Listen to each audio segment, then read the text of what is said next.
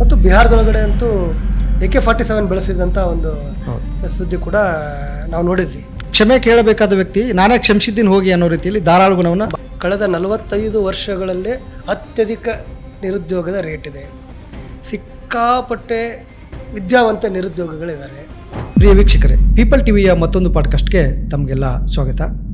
ನಿನ್ನೆ ರಾತ್ರಿಯಷ್ಟೇ ಮಧ್ಯರಾತ್ರಿ ಮತ್ತೆ ನಮ್ಮ ದೇಶದ ಮಾನ್ಯ ಪ್ರಧಾನಿ ಮೋದಿಯವರು ಏನು ಮೊಬೈಲಲ್ಲಿ ರೀಲಲ್ಲಿ ಕಾಣಿಸ್ಕೊಂಡು ವಿದ್ಯಾರ್ಥಿ ಯುವಜನರ ಬಗ್ಗೆ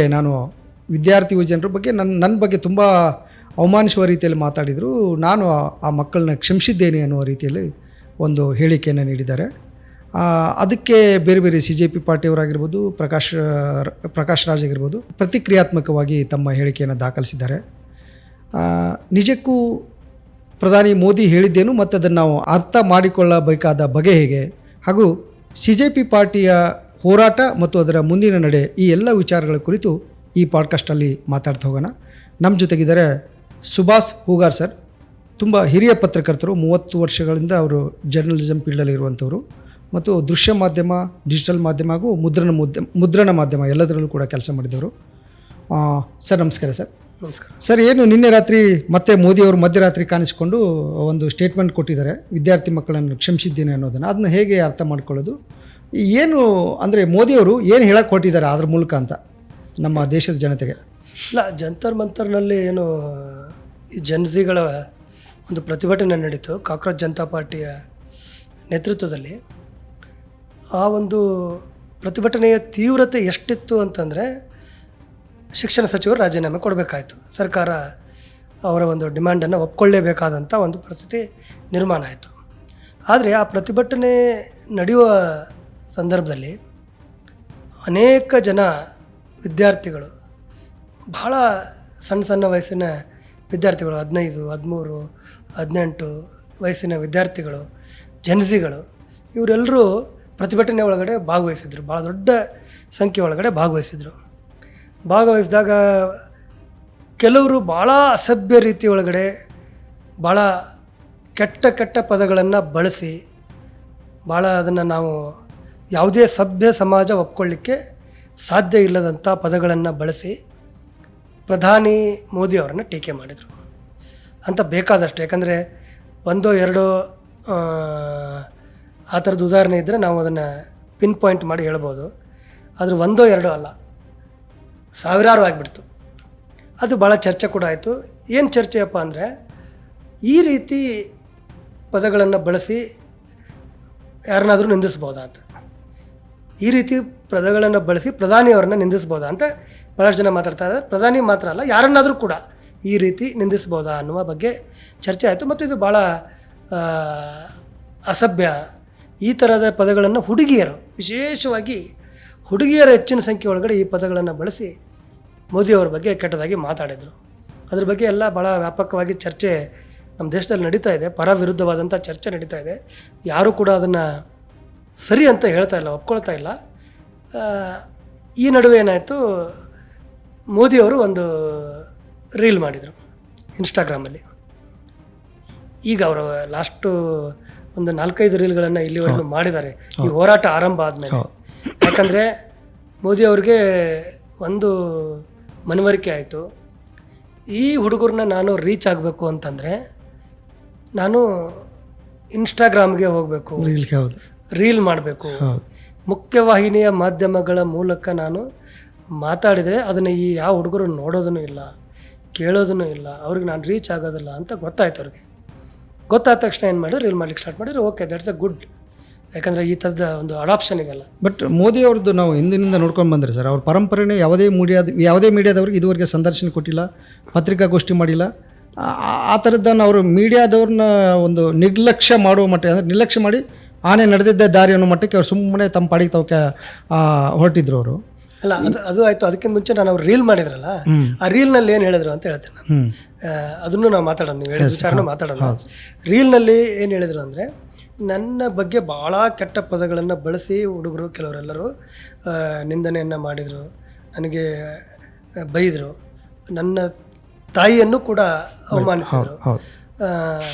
ಆದರೆ ಆ ಎಲ್ಲ ಹುಡುಗರು ಕೂಡ ಬೇರೆ ಯಾರೂ ಅಲ್ಲ, ಅವರು ನಮ್ಮ ಹುಡುಗರೇ, ನಮ್ಮ ಮನೆ ಮಕ್ಕಳೇ, ಸಣ್ಣವರು, ದಾರಿ ತಪ್ಪಿದ ಹುಡುಗರವರು, ಅವರನ್ನು ನಾವು ಅವ್ರ ವಿರುದ್ಧ ಕೇಸ್ ಹಾಕಿ ಪೊಲೀಸರನ್ನ ಬಿಟ್ಟು ಹರ್ಯಾಸ್ ಮಾಡಿ ಇದನ್ನೆಲ್ಲ ಮಾಡೋದು ಸರಿಯಲ್ಲ.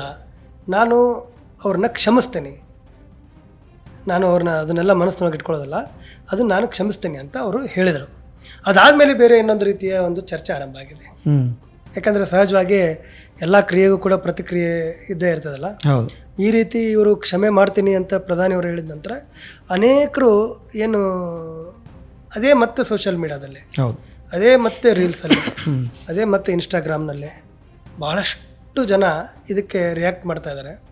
ಅವ್ರದ್ದೆಲ್ಲರದು ವಾದ ಏನು ಅಂತಂದರೆ, ನಿಜವಾಗ್ಲೂ ಕೂಡ ಪ್ರಧಾನಿ ಮೋದಿ ಕ್ಷಮೆ ಕೇಳಬೇಕಾಗಿತ್ತು, ಆದರೆ ಅವರೇ ನಾನೆಲ್ಲರನ್ನೂ ಕ್ಷಮಿಸ್ತೀನಿ ಅಂತ ಹೇಳ್ತಾ ಇದ್ದಾರೆ.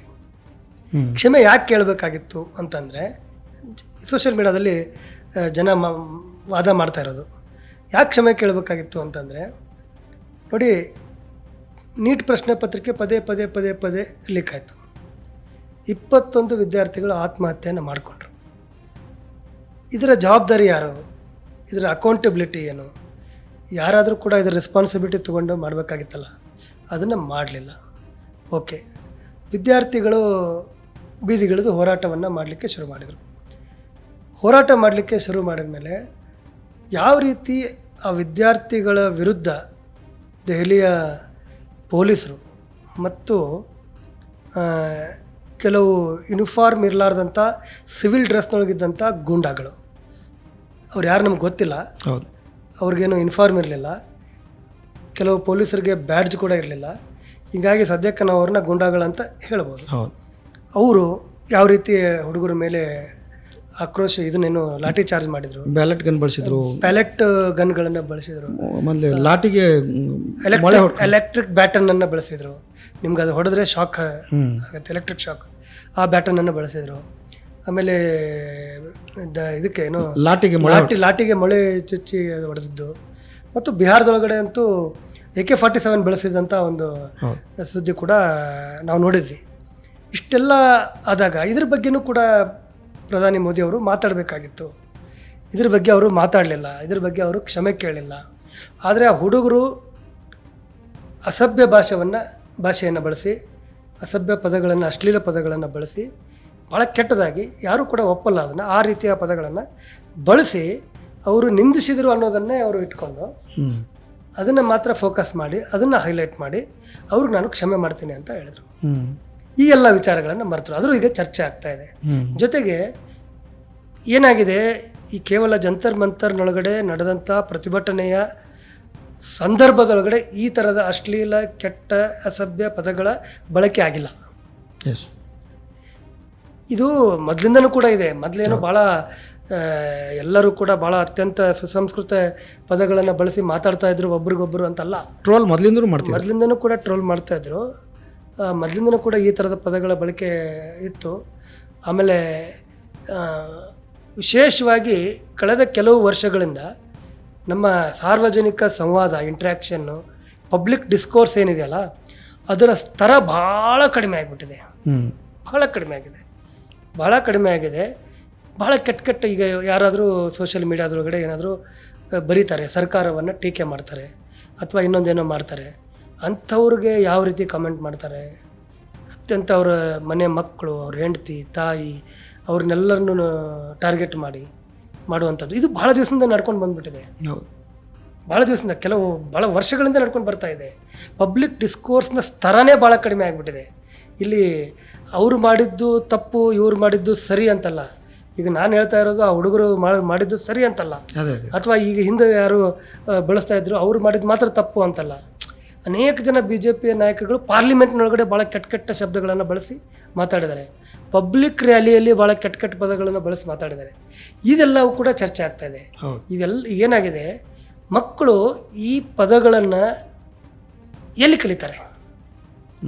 ಅವರು ತಾವೇ ಏನಾದರೂ ಇನ್ವೆನ್ಷನ್ ಮಾಡಿದ ಪದಗಳಲ್ಲ, ಡಿಸ್ಕವರ್ ಮಾಡಿದ ಪದಗಳಲ್ಲವು.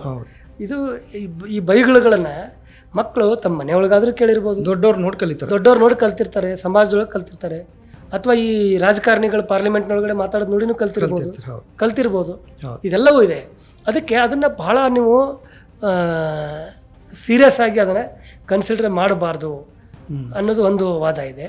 ಅದ್ರ ಜೊತೆಗೆ ನೀವು ಅವ್ರನ್ನ ಕ್ಷಮೆ ಮಾಡಿದರೆ ಒಳ್ಳೆಯ ವಿಚಾರ. ಇದು ಭಾಳ ಕ್ಷಮಾ ಗುಣ ಏನಿದೆ ಅಲ್ಲ, ಇದು ಭಾಳ ಸ್ವಾಗತಾರ್ಹವಾದಂಥ ಉದಾರ ಗುಣ, ಒಳ್ಳೆಯ ಗುಣ. ಅದರ ಜೊತೆಗೆ ಅವರ ಮೇಲಾಗಿರುವಂಥ ಒಂದು ದಾಳಿ ಏನಿದೆ ಅಲ್ಲ, ಮಕ್ಕಳ ಮೇಲೆ ಯಾವ ರೀತಿ ಇದು ಆಯಿತು, ಅದನ್ನು ಕೂಡ ಸ್ವಲ್ಪ ಪ್ರಧಾನಿಗಳು ಮಾತಾಡಬೇಕಾಗಿತ್ತು. ಅಂದರೆ ಸರ್ ನೀವು ಹೇಳ್ತಾರೆ ಒಂದು ವಾದ ಇದೆ. ಅಂದರೆ ಕ್ಷಮೆ ಕೇಳಬೇಕಾದ ವ್ಯಕ್ತಿ ನಾನೇ ಕ್ಷಮಿಸಿದ್ದೀನಿ ಹೋಗಿ ಅನ್ನೋ ರೀತಿಯಲ್ಲಿ ಧಾರಾಳ ಗುಣವನ್ನು ಭಾಳಷ್ಟು ಜನ ಅದನ್ನೇ ಹೇಳ್ತಾ ಇದ್ದಾರೆ, ನೀವು ಕ್ಷಮೆ ಕೇಳಬೇಕಾಗಿತ್ತು. ಹೌದು ಹೌದು ನೋಡಿ, ಒಂದು 15 ವರ್ಷದ ಹುಡುಗಿ, ಅವಳು ಏನೋ ರೀಲ್ ಮಾಡಿದ್ಲು ಅಥವಾ ಯಾರಿಗೋ ಬೈಟ್ ಕೊಟ್ಟಿದ್ಲು, ಏನೋ ಬೈದಿದ್ಲು ಭಾಳ ಕೆಟ್ಟದಾಗಿ. ಈಗ ನಿನ್ನೆ ಆ ಹುಡುಗಿನ ಅವಳ ಕಡೆಯಿಂದ ಒಂದು ಕ್ಯಾಮ್ರಾ ಮುಂದೆ ನಿಲ್ಲಿಸಿ ಅವಳು ಕೈ ಮುಗಿದು ಕ್ಷಮೆ ಕೇಳ್ತಾ ಇದ್ದಾಳೆ. ನಾನು ಇಡೀ ದೇಶದ ಕ್ಷಮೆ ಕೇಳ್ತೀನಿ, ಯಾರೋ ನನಗೆ ಕೆಲವರು ಪ್ರಚೋದನೆ ಮಾಡಿದ್ರಿಂದ, ಈ ಥರ ಮಾತಾಡಿ ಅಂತ ಹೇಳಿದ್ರಿಂದ ನಾನು ಮಾತಾಡಿದೆ.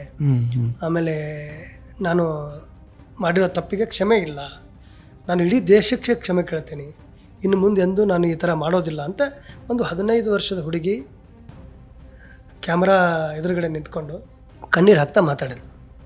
ಈಗ ಆ ಹುಡುಗಿ ಸ್ವಯಂ ಪ್ರೇರಣೆಯಿಂದ ಆ ವಿಡಿಯೋ ಮಾಡಿರ್ಬೋದಾ? ಎಸ್, ಇಲ್ಲ. ಇದನ್ನು ಕೂಡ ಇದನ್ನು ಫೋರ್ಸೇಬಲಿ ಮಾಡಿಸಿರ್ಬೋದು. ಅವ್ರ ತಂದೆ ತಾಯಿಗಳಿಗೆ ಬೆದರಿಕೆ ಹಾಕಿರ್ಬೋದು, ಅವರನ್ನು ಹೆದರಿಸಿ ಅವರು ತಮ್ಮ ಮಗಳ ಮೇಲೆ ಒತ್ತಡ ಹಾಕಿ ಅವಳು ಈ ರೀತಿ ವಿಡಿಯೋ ಮಾಡುವಂಗೆ ಮಾಡಿರ್ಬೋದು. ಅವಳನ್ನು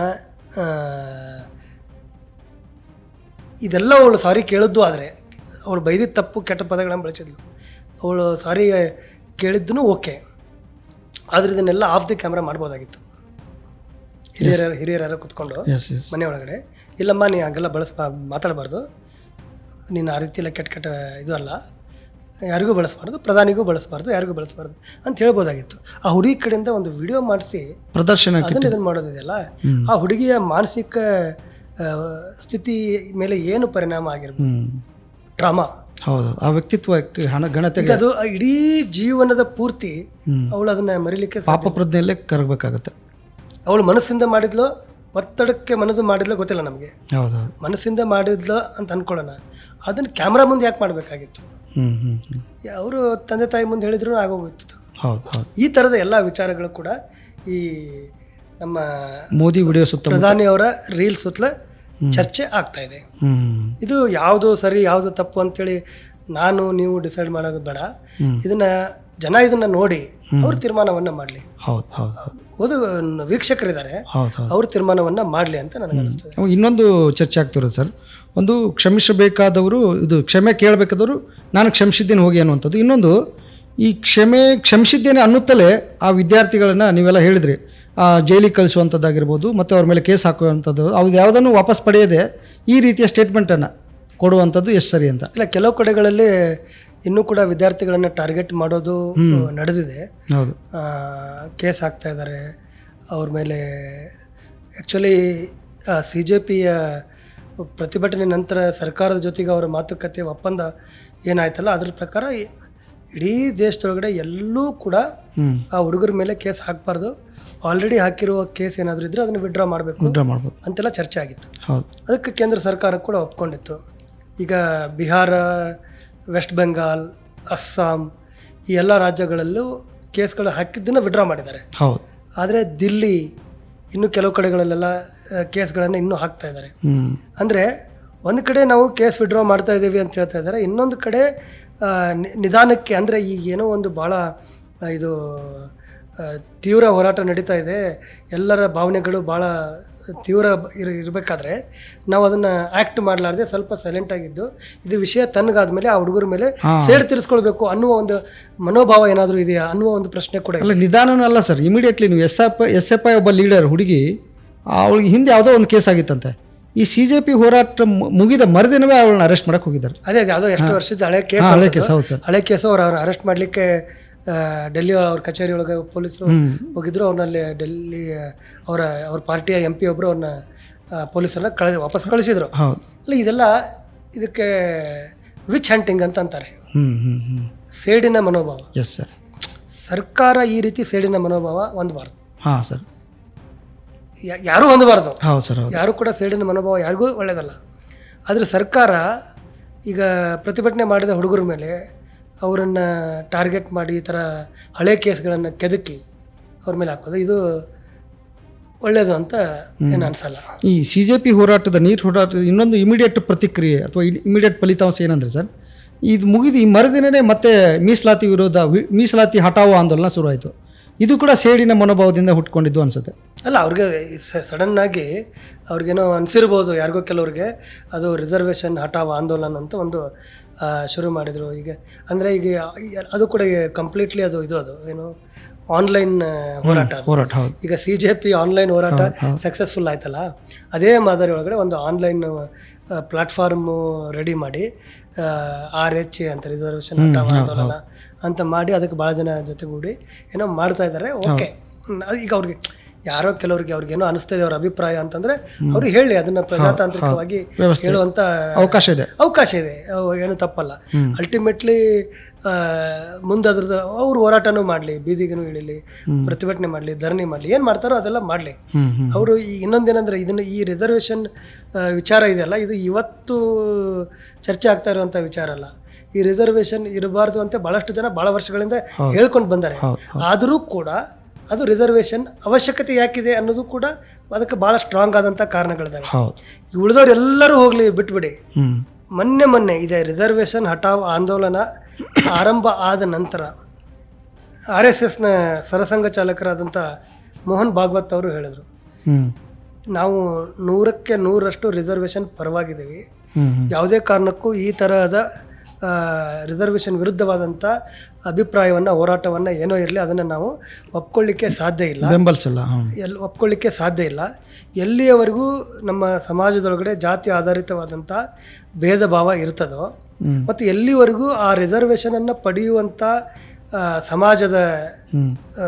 ಸಮಾಜ ಅವರು ಬಯಸ್ತಾರೋ ಅಲ್ಲಿವರೆಗೂ ರಿಸರ್ವೇಷನ್ ಇರಬೇಕು, ನಾವು ಅದನ್ನು ಬೆಂಬಲಿಸ್ತೀವಿ ಅಂತ ಅವ್ರು ಹೇಳಿದ್ರು. ಸರಿ, ಇಲ್ಲೇ ಇನ್ನೊಂದು ಪ್ರಶ್ನೆ. ಈ RSS ಬಂತು ಅಂದ ತಕ್ಷಣ ಅಂದರೆ ಇವ್ರು ಮೋಹನ್ ಭಾಗವತ್ ಇದ್ದಾರಲ್ಲ, ಒಂದೊಂದು ಸಲ ತುಂಬ ಜೀವಪರವಾಗಿ ಹೇಳಿಕೆ ನೀಡಿದ್ದಾರೆ ಅಂತ ಅನಿಸುತ್ತೆ. ಈ ರೀತಿಯಲ್ಲ, ಇನ್ನೊಂದು ಸಲ ತುಂಬ ಜೀವ ವಿರೋಧದ ಹೇಳಿಕೆಗಳನ್ನ ಸ್ಟೇಟ್ಮೆಂಟ್ ಕಂಟಿನ್ಯೂ ಕೊಡ್ತಾನೆ ಇರ್ತಾರೆ. ಯಾಕೆ ಈ ದ್ವಂದ್ವ ನೀತಿ ಅವ್ರದ್ದು ಅಂತ?